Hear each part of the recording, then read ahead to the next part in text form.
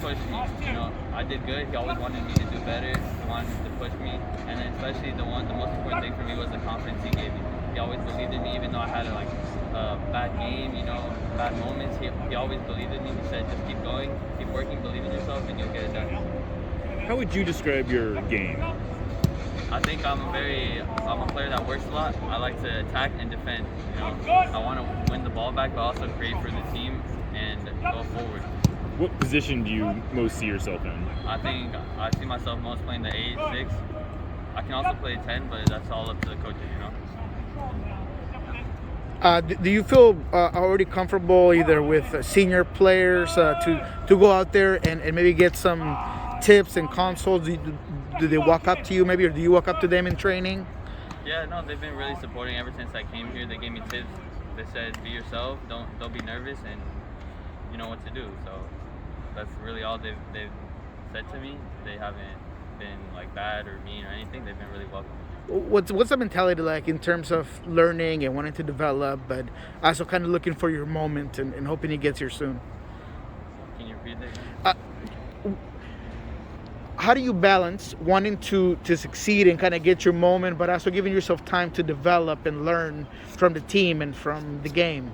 I think just being in here every day, that's the most important thing, that being around first team players, against that intensity, that atmosphere, that's what develops you. And then once you get that jump into the field, then you should be ready. You know, not a lot of I don't know if there's any MLS players from Alaska right now other than you. What was your journey like? How did you end up here? What was the pathway to Seattle?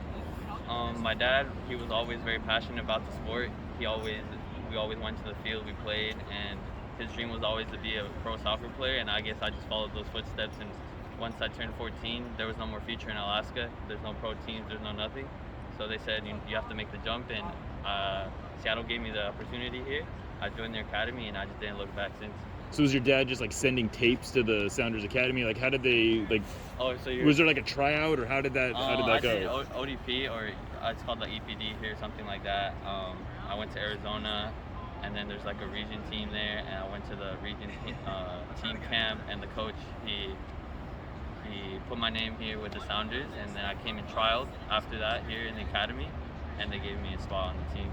And what's the soccer scene like in Alaska? Is there much youth soccer? There's a couple clubs. There's like 4 or 5 clubs in the state. There's one that's affiliated with the Timbers, and we don't really have a lot of competition. So you play like the same team every weekend or whenever you get a chance. Really, it's not something big.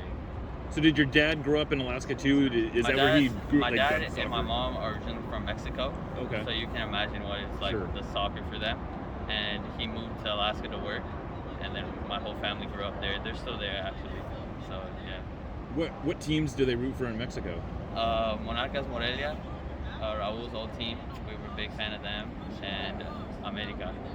So to now being the teammate of It was amazing, you know, like when I was little, we would watch, me and my dad would watch Morelia, and he was the top goal scorer from Morelia, and once he made the move over here, and I was like, wow, that's crazy. And I remember the first game that I played with the Sounders, he scored the goal, and I went right behind him. It's just a very, like, special moment, you know. You talk about the story coming from Alaska. A couple of years ago when COVID kind of shut down everything.